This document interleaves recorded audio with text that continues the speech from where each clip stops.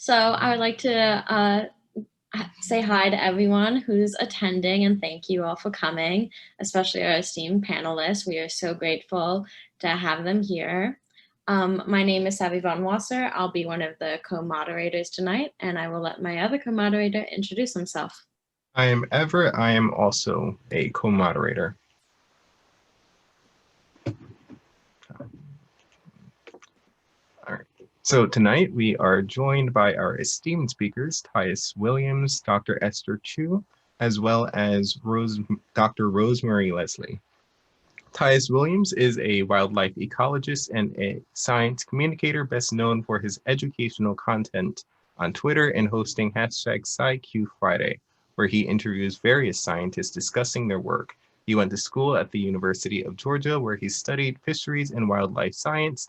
After performing his undergraduate thesis on jaguars in Belize, he is now pursuing graduate school for a PhD in the interest of carnivore ecology and spatial analysis. Dr. Esther Chu is a professor in the Center for Policy and Research in Emergency Medicine and the Director of Recruitment, Equity, and Inclusion at Oregon Health and Science University. She is a practicing physician and NIH-funded investigator with expertise in drug policy, injury, emergency health services, and health disparities. She is co-founder of Equity Quotient, a company that provides metrics of healthcare culture, a founding member of Time's Up Healthcare, which advocates for safety and equity in the workplace, and a board member of the Time's Up Foundation. She is a popular science communicator and health equity advocate, a columnist on healthcare inequity for the Lancet and health equity advocate, a columnist on healthcare inequities for the Lancet, and a CNN medical analysis. Her work in the pandemic has included helping found GetUsPPE.org, which matches frontline workers to PPE supply, and advising Jupe, which builds portable emergency housing units for disaster relief. Dr. Rosemarie Leslie is a chief resident physician at the University of Minnesota North Memorial Family Medicine Residency Program. Her professional interests include health, education, reproductive health, social justice, and addiction medicine. At the beginning of 2019, Dr. Leslie started using TikTok as a way of bringing health, education, and advocacy topics to larger communities. Since that time, she has gained over 800,000 followers and has been named as one of the top 50 health influencers by Medical Marketing and Media. So we're going to start off with asking our panelists a bunch of questions that we hope you will answer and comment on one another's responses. For our audience members, if at any time you have any questions, please feel free to use the Q&A box. And yes, so we'll get started with our first question.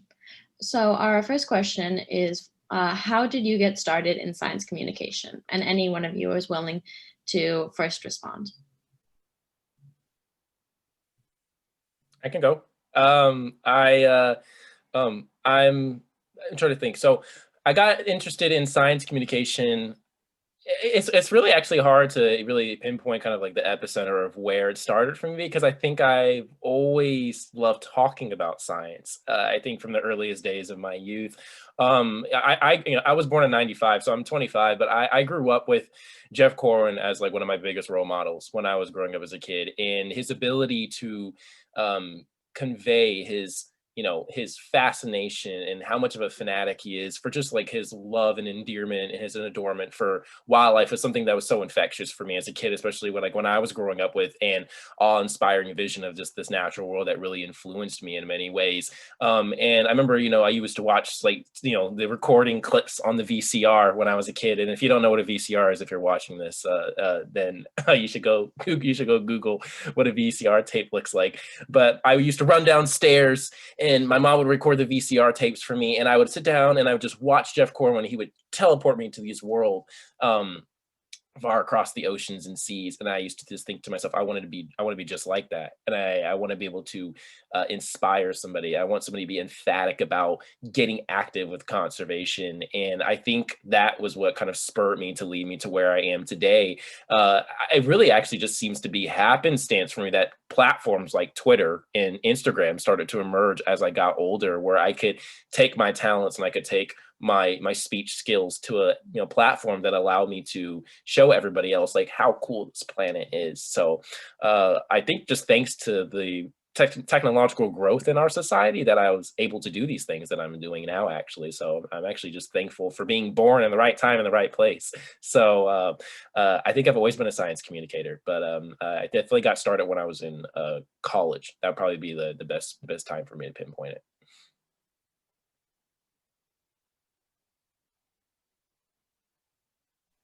Thanks, Tyus. I also got a pretty early start. I worked in health education, actually starting as a peer educator when I was in high school. And so that's really where I got my start in science communication specifically. And I started when I was a freshman in high school, long time ago. And I remember having this moment where I had to give a sex ed presentation to my sister's senior class. So if you can imagine anything to be extremely embarrassing as a freshman in high school, that was for sure it. And I, continued working in health education for many, many years, teaching in high schools, middle schools, and then ended up going to medical school because of my interest in science and the connection between science and education and health. And am now in my last year of training as a family medicine physician, where I'll be doing primary care, which is really, so much of it is taking, information that we get as physicians and translating that to people in a way that they can understand. And then I guess I really just jumped onto social media within the past couple of years. I hopped onto TikTok like pretty early on when it got started, and I just started posting some of the things that I was teaching, my teens in my clinic room, and things kind of blew up from there. So now I've been doing a lot more work, not only just on TikTok, but editorials and working with news stations, talking a little bit about my work on TikTok and giving some helpful education, especially during the pandemic. I like the way this panel is constructed, because I think I'm going to be a little bit of the other end of the spectrum. And I think the variability is probably good for listeners to hear. But I was a late bloomer. So in 2013, so I was already in my 40s by then. And I had lunch with a friend who was like, I need your help with something. I need you to sign up for Twitter. And I didn't actually know what Twitter was. I was like, a mom, and I was really busy.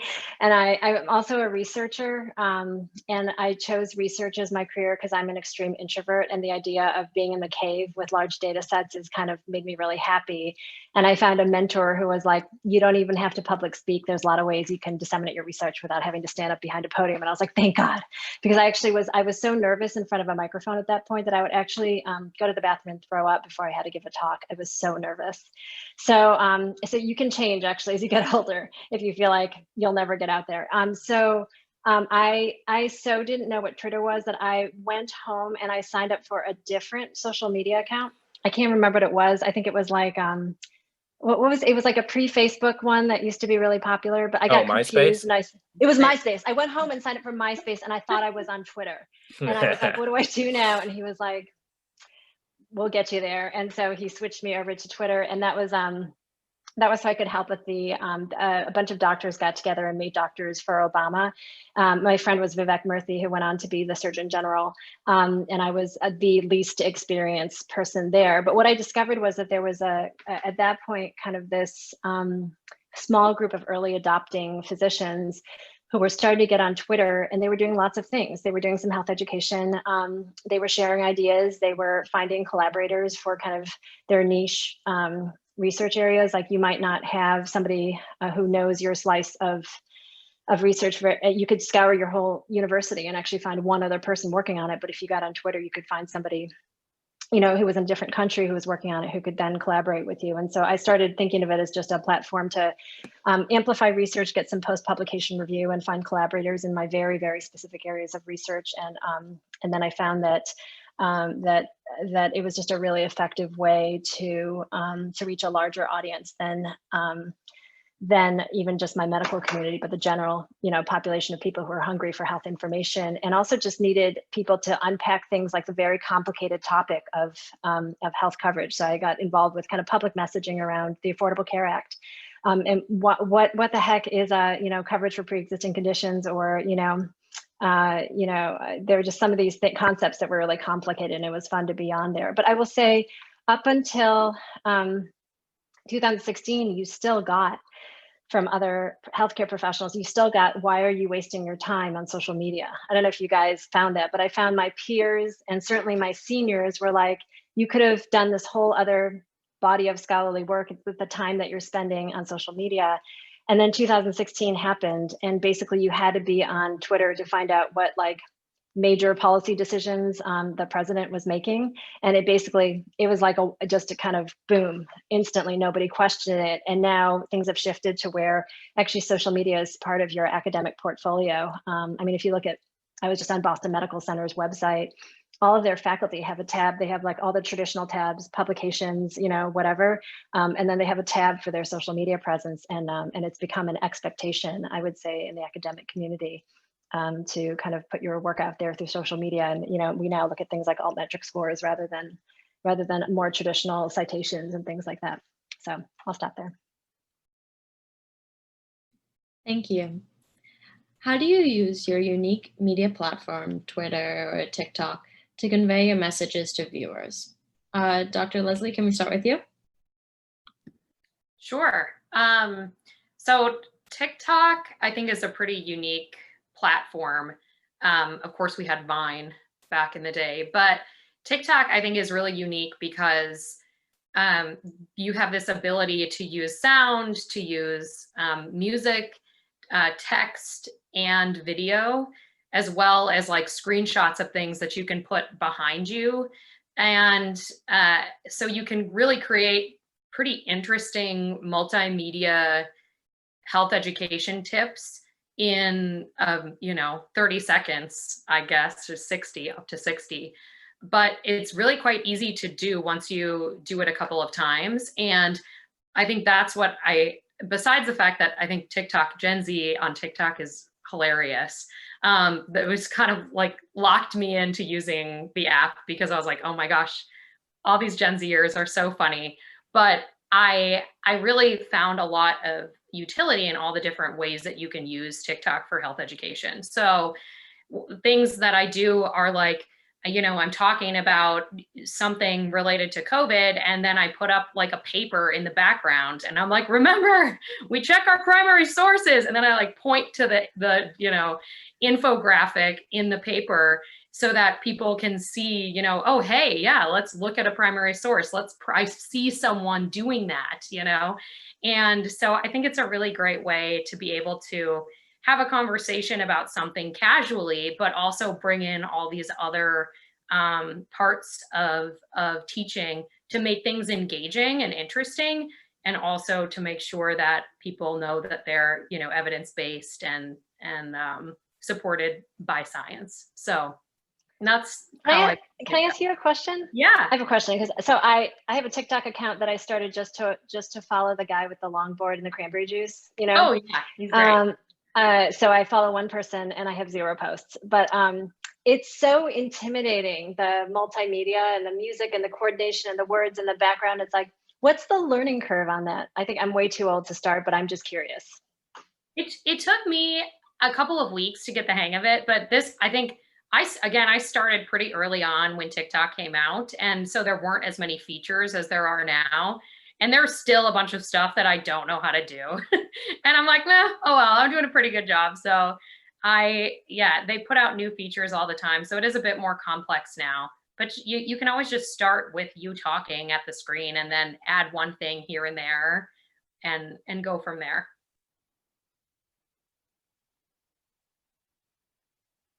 Yeah, I can go next. I'm trying to think. Let's see. How do we use science communication in an effective way?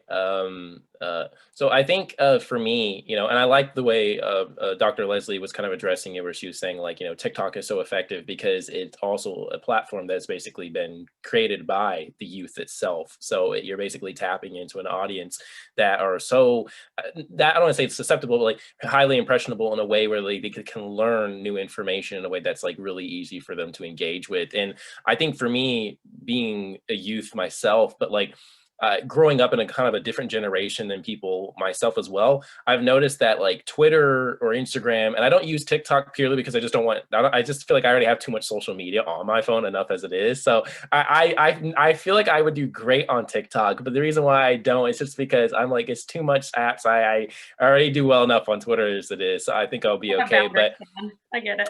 And for me though, I think what makes Twitter so amazing is because like the way I kind of think of it is that people are a vessel for inspiration from the muse that is planet Earth to inspire them in a way to express themselves however they see fit. And I feel that many of the ways that I utilize social media is by just the natural character of how I conduct myself. It's emulating the people that I grew up with and the people that I, was, who I laughed at, or the people who made me laugh, whether it was like, I have a tendency to kind of like act like Jim Carrey in my videos, or to talk like David Attenborough, or be like Jeff Corwin when I'm making videos, because like that connects with people on a way based on the demographics that you're talking to that can understand where you're coming from. Whether it's me like making weird squeaky voices and I'm supposed to be personifying the animals that I'm videotaping, or posting an image of my wildlife photography and then actually getting really scientific and getting really technical and like really empirical and talking about like, okay, we're going to actually get into the details and the scientific like grit of like what's going on here. I think social media is so fluid, and therefore by the nature of social media being fluid, it allows for yourself to also be able to pertain in that way as well. And so I feel like the reason why I use science communication in an effective manner is because I'm as transparent as I can possibly be, which allows people to know that like this is the most genuine material and content that's coming from me. It's no tricks, it's no whatever kind of charades or schemes. It's just me, unfiltered, 100% me, unapologetic. And I think people love that. And it's easy for people to connect with me. I have 19.7 thousand followers on Twitter, but if somebody wants to talk to me and tweet with me, it's not like I'm a superstar. I'll be like, I'm going to talk to them. I'm going to be like, hey, like, how can I answer your questions? Like, what are you thinking about? Like, how did you feel about this? And, really trying to utilize social media, not only to be a purveyor of knowledge, but to actually be on that ground level of talking to just common people, and non-science individuals, because I think that's where we really start to really make some really radical and progressive changes by, doing things that way, but still meeting people on the same level as them and making a little bit more effort. Yeah, I totally agree with you guys. I do feel like there was kind of pre-COVID and post-COVID for me a little bit too. Like pre-COVID, I felt like it was kind of a nice outlet to talk about the things that I was studying and that I was giving lectures about in a different setting where I could be a little bit more unbuttoned and myself. And I think, you guys are both so authentic in your platforms. And it's funny, I'm sure you get this all the time. People are like, how do I have a really popular account? And it's like, the bottom line is what your mom always said, which is to be yourself, because nobody wants, nobody's like, I just want to follow everybody who's like Tyus. It's not that. You want to follow everybody who's themselves, and they're the quirky and interesting things that make them interesting to listen to, that are different from other people. So it's like having a formula would completely erase the whole point of it. And so, I think academia can be so buttoned up. Like once I accidentally swore on the podium when I was giving a lecture and I got a complaint and I had to apologize. And I was like, but that's actually authentically me. That's how I talk. And I felt like it's so nice to have this social media account where I can be just a little bit more my true self, which is, I'm super religious also on my Twitter account, oddly, but I also swear a lot. And I think that's literally me. But then like post-COVID, it became a little bit different and more stressful. And you know, something at some point, I think probably there'll be a lot of writing on when we can take a breath and look back, but I basically do a lot of back channel filtering and conversation with other people, like a really diverse body of people, other ER docs, intensivists, virologists, immunologists. And we basically watch the news and we're like, we need to address this, and we coordinate about how do we, especially in this time where there was so much misinformation coming out. And the biggest source of misinformation, actually the most influential global source of misinformation was our president, right? That was a study that came out that the most influential person is spreading it. So it's like no one person could combat that. So we felt like we had to coordinate. And a lot of these health professionals were the ones who are, you know, kind of on the major news outlets with me. And so we chat and we plan and we try to figure it out. It's like, okay, so what are we going to say about this bleach thing? You know, that's probably not a good example, because on the bleach thing, people were like, just go be yourself. And we're all on just being apoplectic because that was the natural response. But I mean, other things require more nuance. Like, how do we explain to people not to get too excited about a phase 1 study? Like, yes, hope, but it's not like abandon all your behavioral, you know, non-pharmacologic behaviors, because we're still talking about something that's a year and a half away by the time we get to, you know, meaningful distribution. And it's like, those aren't, you know, those are dry conversations, and yet we need broad uptake, you know? And so it has felt sometimes like a huge responsibility to get it right. And then there were some obvious times where we got it wrong that really were agonizing to me. Face masks, we got completely wrong. And I still will have the odd night where I cannot sleep thinking about how wrong and how late we were with face masks. And so I have felt that social media is a different thing now. We're really connected with media. We have the ability to shape news. It's just a question of how do we kind of stay on top of things and convey nuance and convey that scientists aren't wrong because they said one thing at this time and another thing at the another time. That's the scientific process, right? That is the quintessential thesis of science. Yeah. That is what we do. We get things wrong. You put a hypothesis on, and right. And actually the null hypothesis is that you're wrong. You know, I mean, that's the assumption. That's the way you set up studies. I was just on an interview. I didn't mean to cut you off. I'm sorry, Dr. Chu. I love what you're saying right now, because it just taps into so much of what I'm feeling right now. Kind of like this, like there's pre-science communication, and then there's pre-COVID science communication, and then there is current, like, present COVID science communication. And I was just on a phone call. I had an interview with somebody. She's writing a book, and she's trying to get, like, she's writing a book on science denialism, and she's having a whole bunch of different people on, and she's interviewing people to talk about it. And one of the things that she was talking about was, like, what is one of the biggest issues in science right now? And aside from me talking about one point where I said that science is inherently privileged, I was like, because it is a privilege inherently to be able to sit and ponder about the world and not have to be concerned with other priorities and duties that we're obliged to attend to. But there was another element where I was saying to her, I was like, one interesting component to why there's a huge issue in science, like one of our biggest barriers, is because there's a huge conflation with, like, truth right now. And I have, like, 4 definitions of truth. There's objective truth, there's personal truth, there's moral truth, and then there's political truth.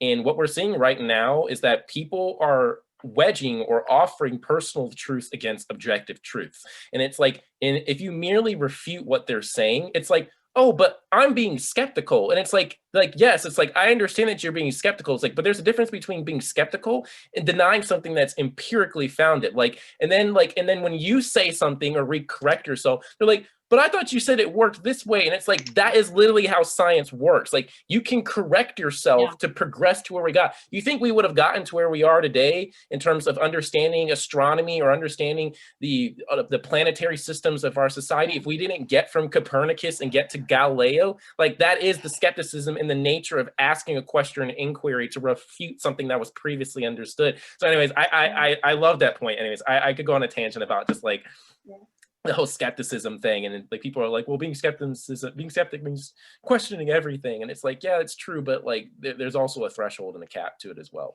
Yeah, it's really true. And some of the science deniers on social media too are people who sound trustworthy because they're consistent. But actually, it's their consistency that's so freaky from the side of a scientist, right? Like, it's like when you're really dogmatic and you just keep on bringing in cherry-picked information that supports a central hypothesis that never changes, that's suspicious, right? That's actually kind of creepy. Like time is it's precious. not, you know, if you were on the, you know, if you're used to the way scientific dialogue happens, that would never be the case, you know. But when they are just frozen like that, I think what the public can perceive is, you know what, that guy's been really consistent. He hasn't changed his message, so he's reliable. You know, that translates into, I know, I trust that person in some cases, and it's very hard to explain the framing. So some of the discussion online, I think, is like not just the science, but really like how do we think about science? You know, what are the clues that somebody is a, you know, is a good vessel for science? How do you judge as like a person on the street? You know, someone who feels like they're a good source of information. It's a lot. Yeah, I think that's something that I really resonate with. I mean, when the CDC was putting out information about, you know, don't wear masks, we need to save our masks for healthcare workers, blah, blah, blah. Yeah. I put out videos with that information because I was like, okay, I'm going to stay consistent with the CDC. Like, here we are. And of course, you know, like 2 weeks later, had to, you know, say, okay, here's the new update. And all of my comments are, the CDC are liars, you're a liar, how did you just change? And I understand how, like, that, it was a really, really good learning, I think, point for me in my work on social media, because I understand how frustrating it must be, like, when recommendations change, or when you know, healthcare gets it wrong or scientists get it wrong.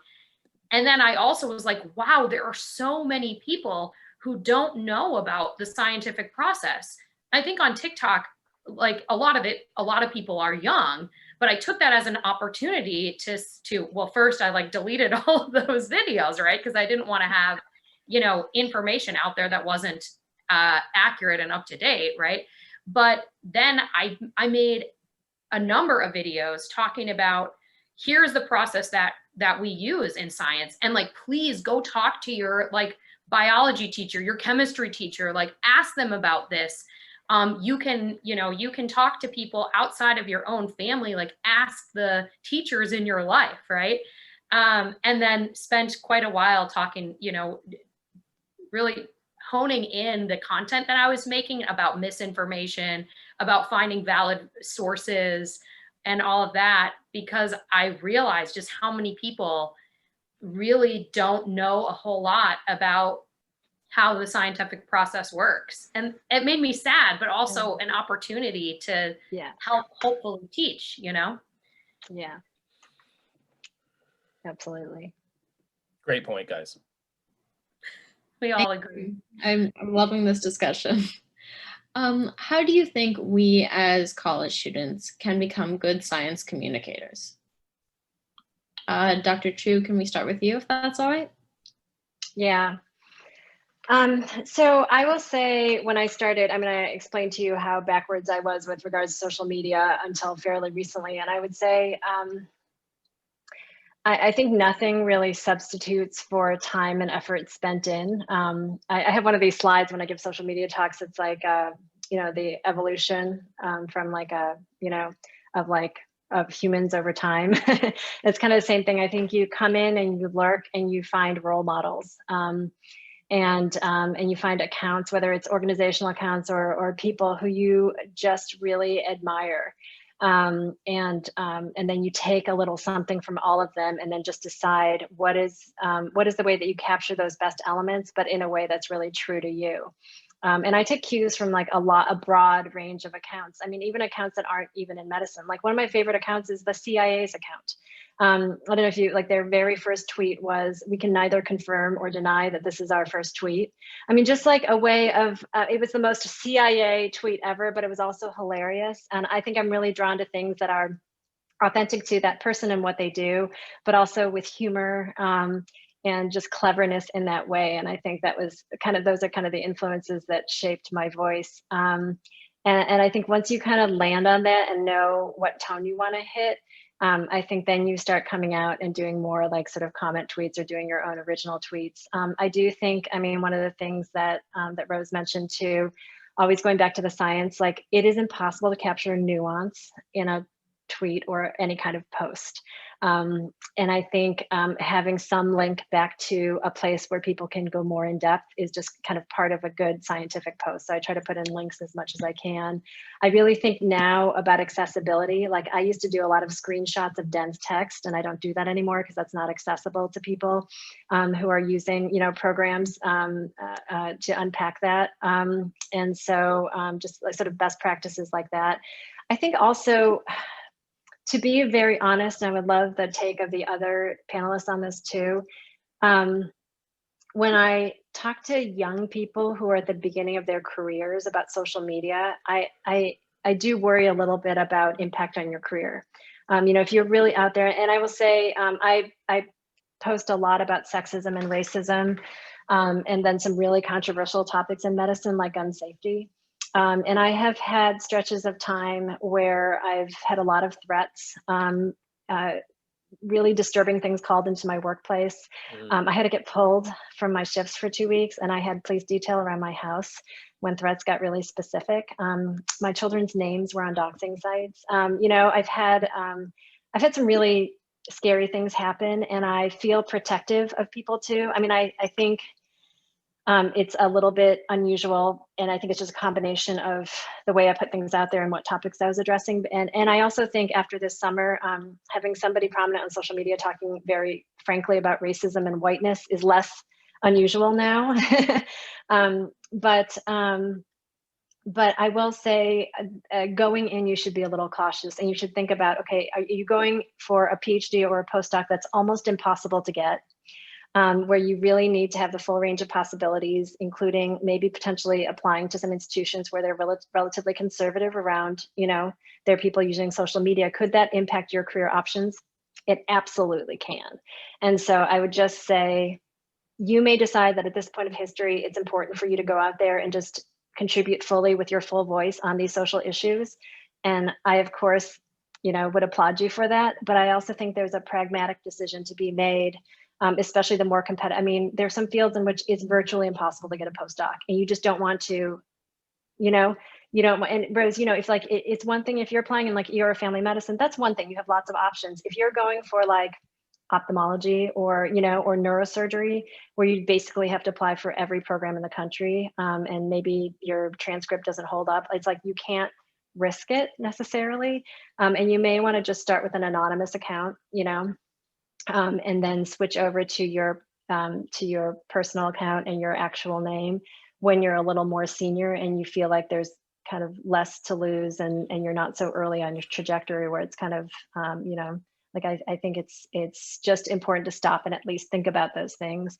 And I also think it's really important to set up all your security things so that you keep yourself safe, you know, so, you know, two-factor authentication, removing yourself from lists, making sure that the location pin is turned off, things like that, just to try to keep yourself protected before, you know, your visibility goes up.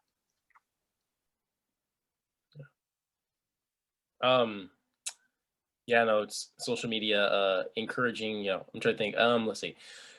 Yeah, social media, just backtracking a little bit. You know, so I've always been inspired by science communication, but I really got started when I was like I said, I was in college. I was a sophomore, and I used to write for a science journalism club. Actually, it was called the Athens Science Observer, and it was basically a free form science journalism club where you could basically write about whatever you wanted to. So I wrote about a lot of like pop culture science stuff because I always loved the fusion between those things. I talked about how, you know, Steven Spielberg's Jaws like influenced like people's perceptions of sharks, like from et cetera to et cetera, like all those types of things. And that's when I really got started, because he later on talked about Twitter and getting onto it as a platform. And he made a point where he was like, what you do as a scientist is your brand and how you are viewed in the public. Like, you know, everything that you do is your brand as a scientist. And I never forgot those words, because it really is. Like, you are carrying your credentials, you are carrying your title, you are carrying everything that is representable about yourself in a way for it to be potentially scrutinized or applauded by people who you don't know on a public platform. And I entered Twitter and for the most part, with high appraisal and high reception from a lot of people, which I was really grateful for. But I've also experienced a lot of lashback. I've experienced people, from targeted harassment. It's one of those places where it can be wonderful. One of my best friends who I met for the first time at the TWS conference in Reno that I went to. We've been friends for like 2 years now, and we became friends over Twitter. Like I just like shot him a DM, and we were just like talking about this goofy tweet that we both reacted to. And now he's like one of my best friends, and I try to visit him as much as I can. And those are like the wonderful pieces of like SciComm when it comes together. And he's a fish scientist too, so it's like we're both in the community. But there have also been times where I have been targeted, I have been harassed. There are people who don't think that you should receive the kind of reward or accomplishments that you're getting in terms of like where you are in your career or the trajectory where you're going. I don't have a PhD. I like to think that I'm highly informed, and I like to think that I'm pretty smart. And I try to be as educated as possible on things. And I try not to overextend and overreach on things that I don't know, which I think has kept me safe for the most part. I don't talk about public health. Like that's Dr. Chu's, that's her specialty. If somebody wants to ask me about viruses and vaccines, I can probably give them basic information because I am a biologist, but I'm not going to talk to you about like how public health officials are responding to COVID. That's not my domain. And that's what I encourage actually for a lot of people that are entering science communication is, honestly, to be quite blunt, stay in your lane, to seriously stay in your lane. And we've seen this time and time again with a lot of people who have big platforms. You're talking, the big shot scientists who are on Nat Geo and Discovery Channel who no offense, but Neil deGrasse Tyson. Neil deGrasse Tyson is an astrophysicist, but he talks about wildlife biology all the time as if he understands it on a truly finite, comprehensive level. And it's like, dude, you're talking about evolutionary biology and phylogenetics. Just stick with the astrophysics. You're the star guy. Just talk about stars, and so you have to be careful. And even when you do get it right, people still come at you.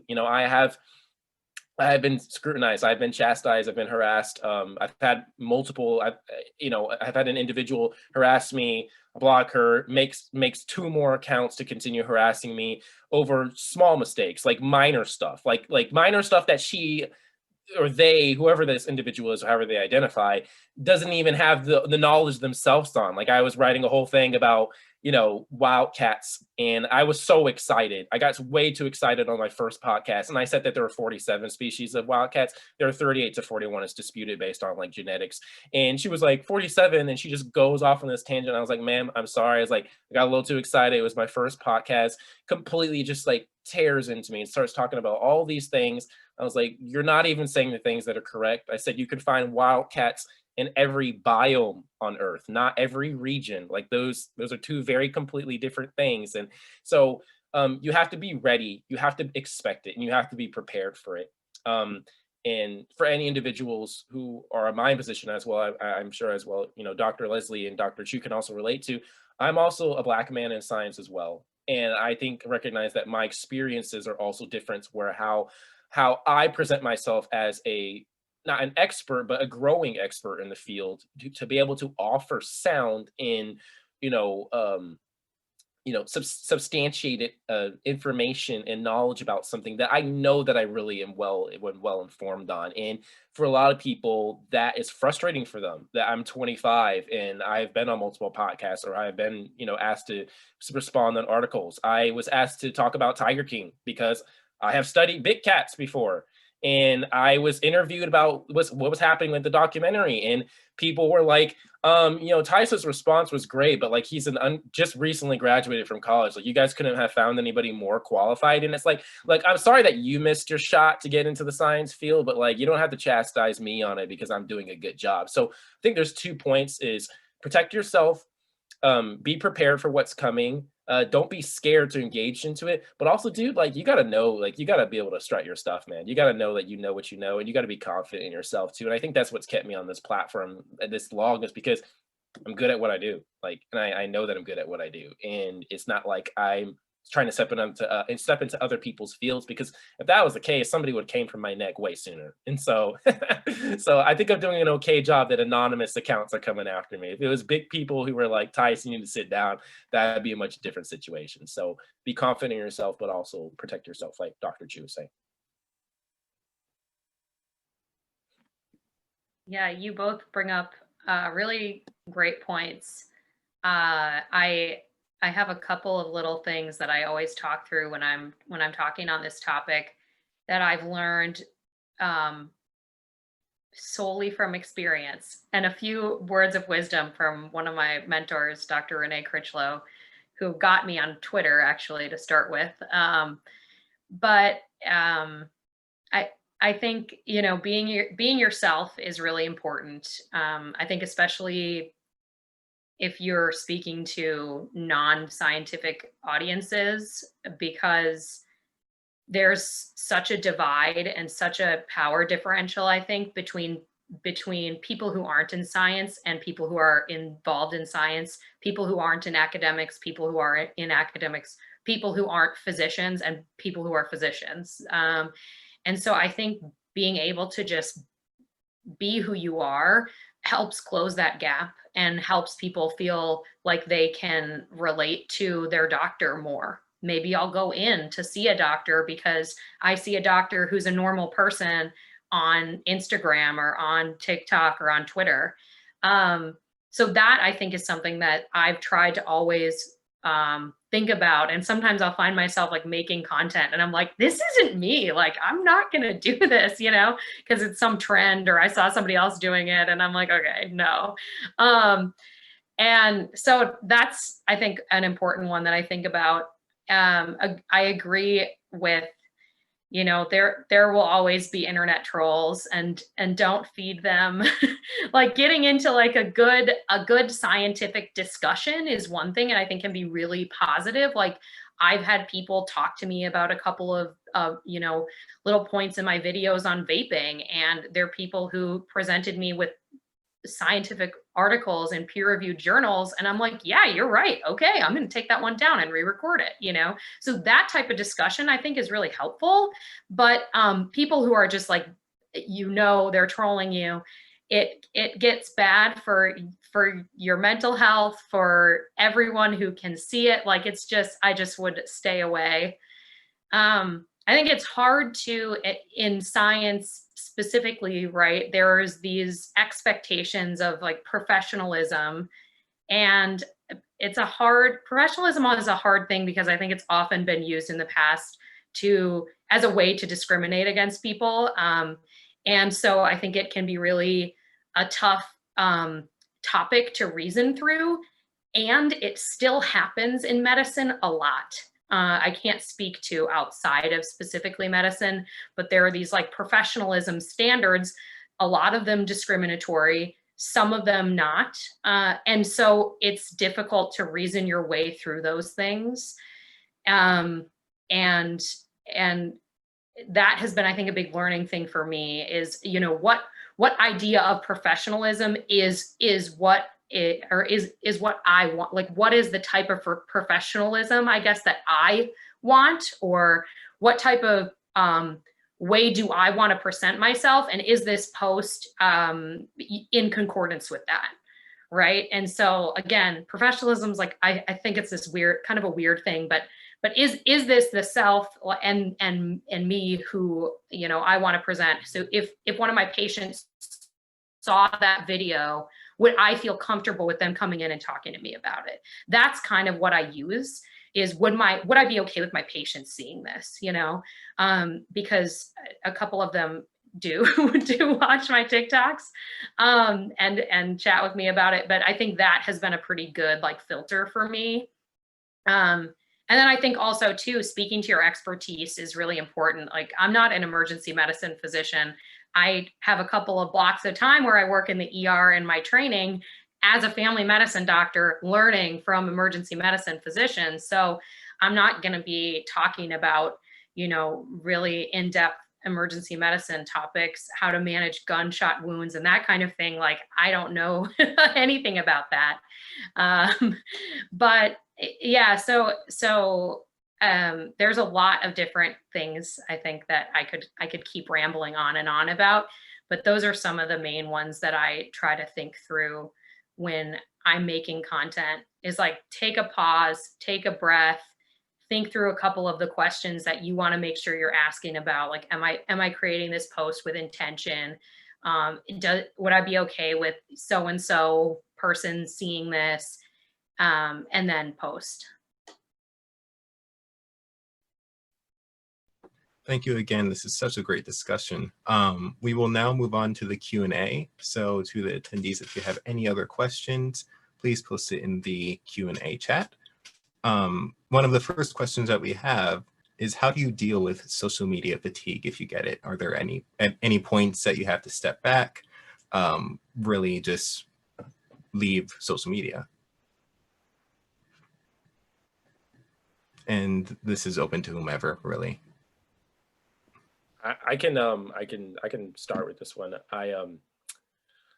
I think it's appropriate to say, especially with where I'm coming from, especially with the current social upheaval and the civil unrest that is highly aware, many people are highly aware of, that I've definitely been in positions where sometimes social media is too much for me.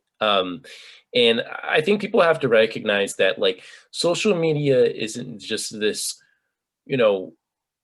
infinite expanse of just like individuals who are kind of just, anonymous personalities that kind of orbit around you in social media. You have friends, like you have people that you connect with, you have people that like you get to know, and it's okay to just be like, hey guys, I'm taking a break. I see so many people who just tweet out, they're like, guys, I'm done. Like, I'll see you guys in a month. And they'll come back and people are like, you do you, take care of your mental health. And for me too, especially like with everything that's been happening, like with George Floyd and, in Ahmaud Arbery and all these people who have lost their lives horribly, that, they didn't lose their lives, they had their life stolen from them. It affected me on a tremendous level personally. And there were points where I had to be like, I'm taking a break, guys. Like, I can't, every time I come on Twitter, it's so much frustration and so much like rage, and it can be infectious in a way, because it does, leech onto you and you kind of get pulled into it. And those aren't those people's faults for expressing their feelings, but it is entirely up to me to preserve and take care of my mental health and do what I need to do to make sure that I stay healthy and stay safe. And so I think the best way to manage mental fatigue is you have to listen to yourself, and you have to know when you start reaching your limit. Like, everybody has red flags, and everybody starts listen to your body. Like, do your shoulders get tight? Do you find like the back of your neck starts aching the more you're getting stressed out, you're on social media? Like, listen to yourself. Your body will tell you, your mind will tell you that you need to take a break. And there have been plenty of times where I've just went on, a hiatus. I stopped, like, when Everett was introducing me so kindly and mentioning my PsyQ Friday, I took a break. I went on a hiatus with PsyQ Friday. It was just so much for me to juggle. And I loved interviewing and having so many people on to give them the spotlight to show other people who follow me this incredible, diverse array of scientists that are doing incredible research. But there was a point where I was like, I just have so much going on right now. And there was a point where I realized, I was like, I do so much for others, but I don't do enough for myself. And I realized I had to take some time for myself, and that's okay. And that is a right granted to you as an individual and a human being on this planet. And you have every right to use that to your advantage, and you reserve that solely for yourself. So the best way, I think, is just to know when the fatigue is coming in, to know the early warning signs. Yeah, I agree. I think there's clearly like a chemical dependence aspect to it too. I mean, I think just like the little like endorphins that are released when you get like a high uptake post or whatever, just keeps you coming back. But I always think of that thing that Alicia Keys said. She said, you just kind of looking at her peers, she was like, let us miss you a little bit. It's really good for people to get to miss you. Do you know what I mean? To get the opportunity to miss you. And I think it's also good for yourself to just preemptively put parameters up. For me, there's just a chunk of time in the evenings that are for my kids, off social media. Everyone puts their devices away, so that I know we're really like looking at each other. Social media is supposed to be an output of the life that you're having and the work that you're doing. And if that real life and work is not happening, your posts get thinner and thinner, because they're posts for the sole purpose of social media. It's not reflecting a larger life that you have. It's only reflecting more social media and what you're seeing there. So I think I would say the more you spend developing the main thing, the more richness you bring to the platform. So I think planned time away is really key, and actually make sure that when you are there, you're bringing a full self.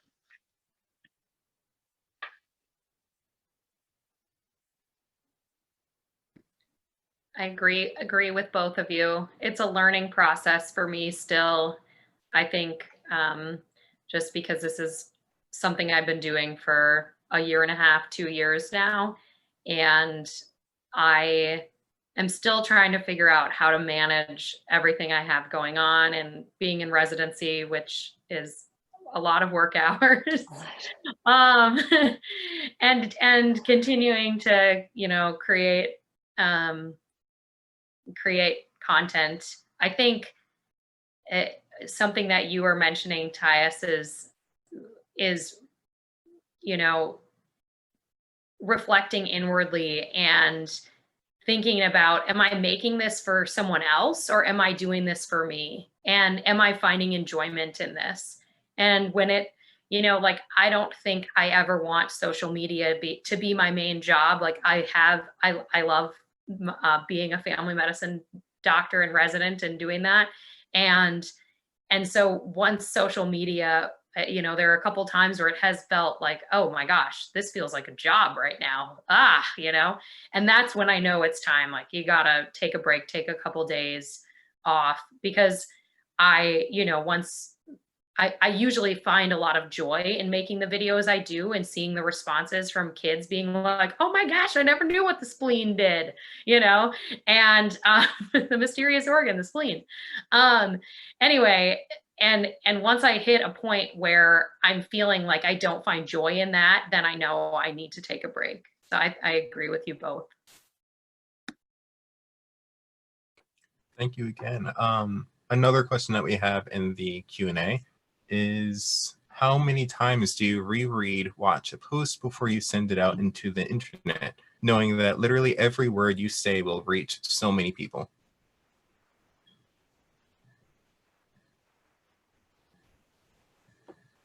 I guess we'll start with Dr. Chu.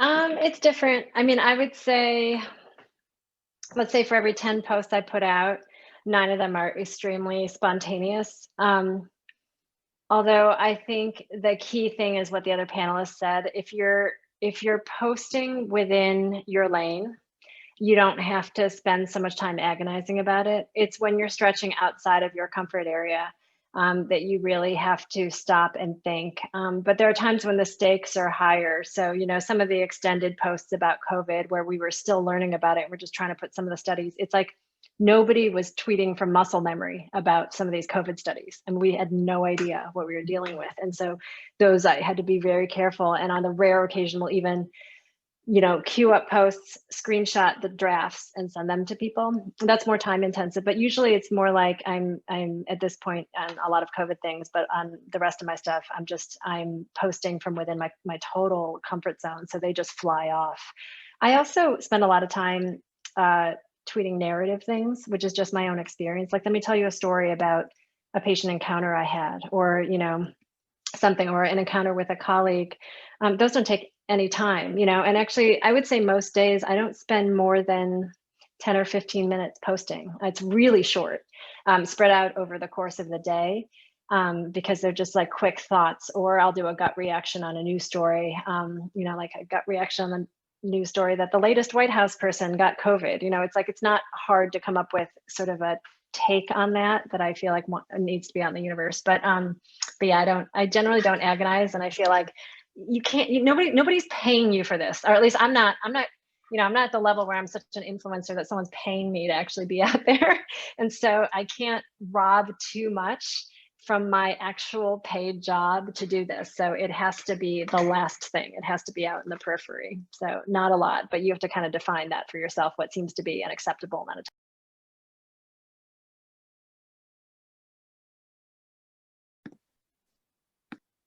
Yeah, oh, sorry. You want to go ahead? No, go for it. I was gonna say go for it. Okay. Yeah, I completely agree with you on that, Dr. Chu. I'll have videos that I make in like,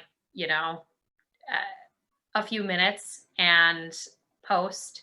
And again, I think a lot of those are like, oh, this is what it's like to, work this job, or to here's my dog, and or quick thoughts about, this is what this instrument is for, that kind of thing. I tend to review my videos a lot more carefully when I'm presenting information that is data driven, and especially information that is data driven and controversial, because I want to make sure that the data that I have, that I know I'm presenting, I can speak to well, and I can provide people more information if they come back with some sort of argument against whatever data it is that I am talking about. And so especially things like COVID, I did a post on the study that specifically the studies that were done about hydroxychloroquine and examining those. And I was very careful to read every word of the study and my own post before posting, so that I could make sure that all the controversial statements that I knew would be made in the comments, I would have down. And so that's really what I spend a lot more time on. And again, you'll learn that with experience, but also it would be a good recommendation to do if you're presenting that type of information. Make sure that you know your stuff before you post it. Yeah. Can I inject one question from the Q&A that I'm curious about too for you, Rose? What's your favorite TikTok that you've ever made? Do you have one on off the top of your head? I think so. I made one about how to examine medical sources, or like sources that you find on the internet. And there was just a random source on a website, and it was talking about all these different ways that you can get COVID that weren't anything that the science community had recognized. And I applied a prior post. I had talked about, here are some steps you can take. Look at the website that you're on, look at the author, scroll down and read about the author, look for links to primary sources, that kind of thing. And so I applied those principles to this article, and it was like written by Tyler Durden, who is a character in Fight Club, the book and movie Fight Club. And I was like, okay, this isn't a real person. Who's the author? If you don't know who the author is, it's probably not a good article to read. Like, what is this website? So that, I think, was one of the ones that I had the most fun with. And I thought it was like a very good topic to teach people about. But every time I watch it, I'm like, I can't believe this stuff exists. And I hope some people learn from this, so that they can apply kind of these little guidelines to whatever they're reading. So, Tyus, do you have the correlate on Twitter? Do you have like your favorite post that just took off that you're psyched about, that you think of? I think, trying to think a favorite post that I did. What's funny is actually my most popular post, I still think to this day, is I think it was New York Times. I think it wasn't the New York Times, it was New York Times. And they're kind of like a kitschy kind of like news source where they make like kind of arbitrary statements. Sometimes they post things are just kind of like out, overreaching. And they posted this article where they were saying like, they said something like, Kylie Jenner is probably the most influential person right now, like in our modern society. Like she's the youngest person to ever become like I think like close to a billionaire or like a multi-millionaire to some degree, like whatever her fiscal status was at that time. And I retweeted it, and I just like roasted her. I was like, I'm 23, and I was like, and I'm dedicating my whole life to wildlife biology. I was like, Kylie Jenner doesn't have squat on me. And and it just blew up. Like it blew up. Remember that. And that's actually still to this day my most popular. But I think the one that I'm most proud of actually was I was working in South Georgia. I was working on I was working on Jekyll Island as I think I was doing sea turtle research at the time, and I got really frustrated one day because I think I was watching a commercial ad of like one of these sensationalist social media influencers that utilizes like wildlife as a prop for like exposure and to get like, personal, traction and gain from it. And I remember I just made a video and like I went off. Like I called out like Brother Nature, and I called out like Real Tarzan, and I just went like on just this long rant about just like how scientists are like breaking their backs to do like strong, good, ethical work. And basically you have people who just drop one post of them playing in a pool with like a jaguar, and next thing you know, they're getting like Nike like deals for sneakers. And I was like, it makes absolutely zero sense. And so I went off on a rant. I didn't just stop at the video. I like went into a post of just all the photos that were problematic. And as a wildlife biologist, I was explaining like sitting next to a baboon on a truck is highly dangerous. Like, I don't think you realize how dangerous baboons are. Like, just like they will tear your face off with ease and with delight. Like, I promise you. And it's like, do not do this at home. And just like completely breaking down all the things that they've done. It's like, and just because it didn't happen to you doesn't mean that the next person's going to go unscathed. And that's the kind of point that I was trying to make. But that one was, I was really proud of that. I was like, when I did that one, people were just like, yes, we were like, let's go, Tyus. And I was like, yeah, what's up? All right, before we move on from this question, I really love it. But Dr. Chu, how about you, especially as a person on the front lines of COVID? I'm sure you have some memorable posts. Oh boy, I actually think probably my favorite one for the same reasons, because I felt like there was a key education piece.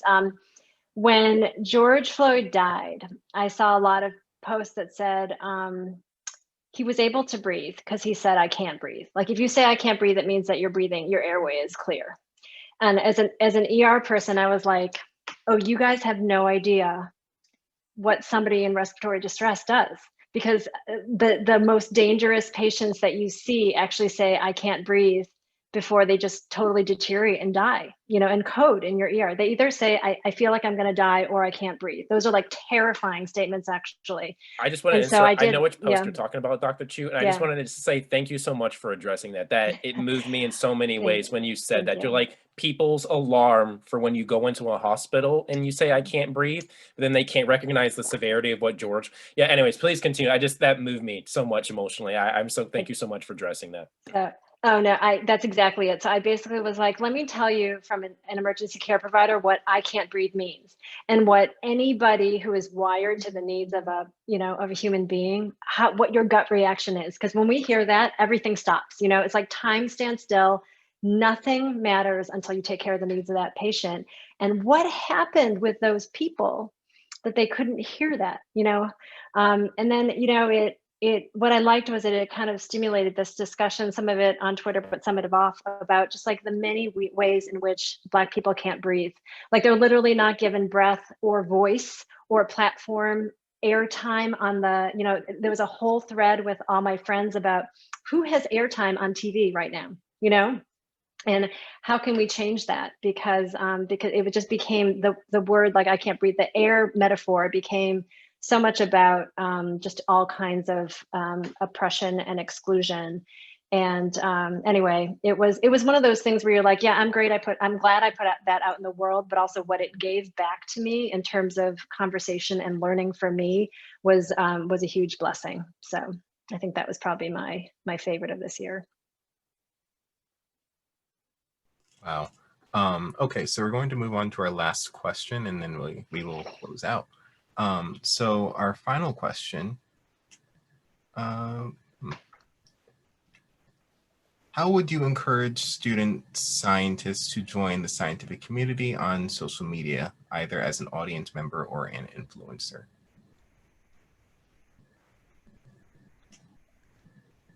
And again, this is really open to anyone.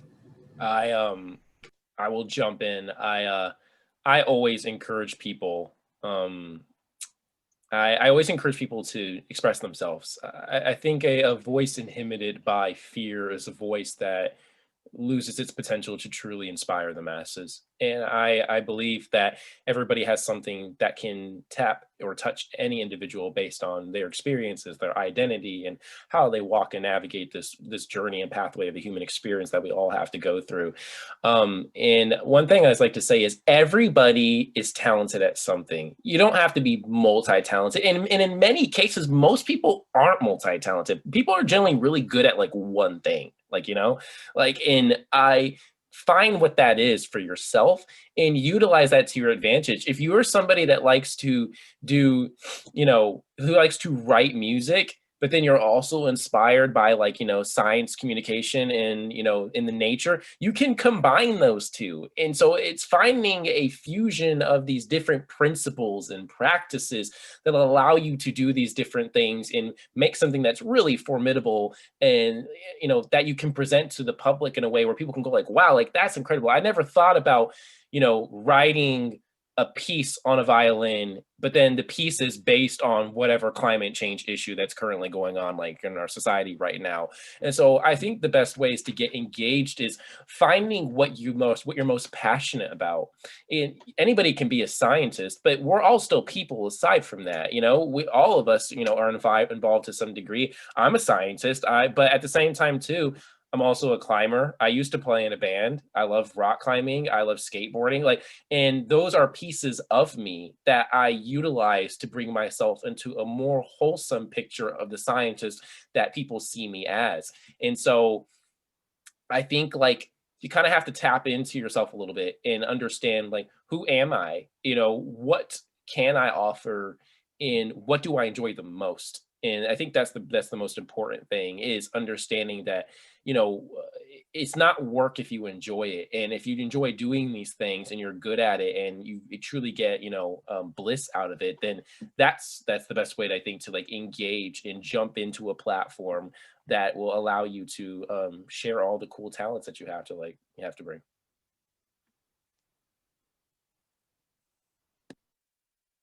Yeah, I love that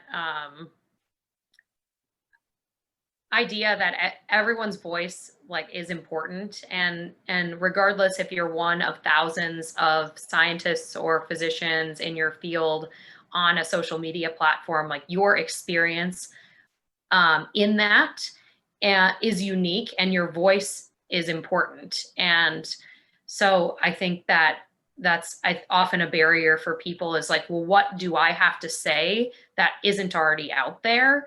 But you are your own unique person, and the way that you experience the work that you do is unique to you. And so that voice is important because it might resonate with somebody else who isn't resonating with the other people talking about that subject. And so I think that's important. I've seen a lot actually on Twitter of people introducing themselves and what their goals are. People who are, you know, a first-year medical student saying, hi, I'm so-and-so, I'm new to med Twitter, hey. And a lot of those posts are actually going quite viral on Twitter because people are instantly, you know, like, hey, welcome, thanks for being here. It's actually pretty supportive community. And so I would encourage you to just get out there and say hi, and I think you'll enjoy yourself. Yeah, I of course agree with what's been said, and I guess I would just say along the lines of kind of come and bring your passion. Just remember that I think that people in general who are most successful on social media are bringing to social media something that is a very well-developed interest. I mean, you heard it from our panelists. It's not like you guys came to social media, got big, and then decided to like become good scientists or good educators. You had this thing, you know, you were already dedicated educators and scientists. And then you just found a different manifestation of it on social media. So I think sometimes we put the cart before the horse, and people are very fixated on the influencer piece before they've developed the thing, because there's actually a product that you bring. And I think if you if you're not sure about social media, just keep on working on your product. And then from time to time, think about, wow, this is a really good piece to put on social media. You know, I'm primarily a researcher, and every now and then we're working on such a cool data visualization that I just have to show that, you know, and that was kind of my inroads to feeling comfortable with what takes off on social media. But I think seeing social media as a way where your passion for something erupts, not where you develop a passion and then try to, you know, and it doesn't go the other way. I think it really is like, you know, I think that for most people, what you see on social media is just the tip of the iceberg of what the work and the interests that they have that are playing out day to day. So, so when in doubt, go back to the passion, but just like, remember the social media is a good outlet. And I think when you do that, people pick up on it, on how good you are at that thing. And that's what really brings them to you. I wanted to just jump in real quick with what Dr. Chu was saying, because she made such a good point when she was talking about the product. Like you really, when you're really offering something to a degree when you are going onto social media platforms, but that can be really intimidating for a lot of people, especially for a lot of young people who are entering into this highly esteemed, you know, field where people have a lot of establishment and a lot of accolades under their belt. That gives them a little bit more of kind of like a basis of credibility to speak on things that they feel like they don't have the position to do so. But what I wanted to say though is that even if you're not in social media, even if you're not in Twitter, and you're performing some activity, you're performing some art, you're performing some practice, you indirectly are actually producing product. You're producing content. If you are a writer, if you are a photographer, if you're an artist, if you are a dancer, like you're producing forms, you're utilizing these different mediums in a way that whenever you're ready to go on social media, you can drop it on Instagram and Twitter when you want. I write poetry. I have so much stuff just saved on documents that if I wanted to just drop it on Twitter, I could. And I could just be like, cool, this is my statement of the day. I'll see you guys tomorrow. Like, you know, and I do that. And I'm actually going to give you guys like a trick is that save drafts. Like that's literally like, that's my tip of the day is I literally have drafts of stuff that go on in my mind and I preen them and I edit them and I make them all neat. And I'll be like, I'm going to drop this on Tuesday. And I'll be like, I'm going to drop this on Wednesday. And I'm ready to go. I don't have to spend time to like, you know, kind of analyze and think about it thoroughly to the point where I get all kind of like obsessed about it. But yeah, there's so many tactics, there's so many ways where like you can you know, inhibit hesitation and fear getting into social media by just recognizing that you have so much at your disposal, at your fingertips. And like that's another great way to kind of climb the hurdle. Like just start writing stuff, just start saving things, and then see if you like it, see if you don't. There's so much stuff that I've deleted that I didn't end up dropping on Twitter because I was like, like it's been like 5 days, I never dropped it. Like I don't want to do this one anymore, and like just move on, like, you know. So but yeah, everything that you do is content though. Yeah, one thing, I don't know how you guys handle this. One thing that I've gotten critique from my friends just is how reluctant I was to talk about my personal life at all, you know, in moments where it would have been helpful for me to do it. And I just, again, I just felt really shy and introverted about it. And I just kind of felt like, that's my personal life. Like, why do people care? It's kind of none of their business. But then there were these moments where it was clearly time. Like, you know, health professionals, other frontline workers have had such a difficult time with mental health, you know. And I had a friend who was like, if you are ever in your life going to talk about the fact that you were treated for depression, now is the time, you know.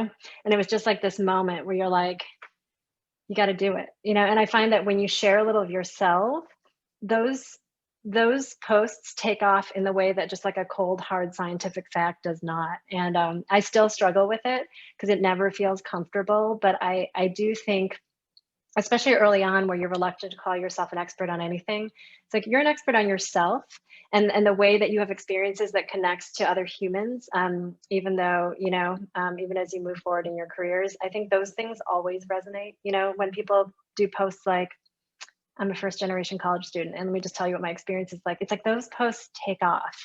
And I think that's where you always have something that uniquely you have to give.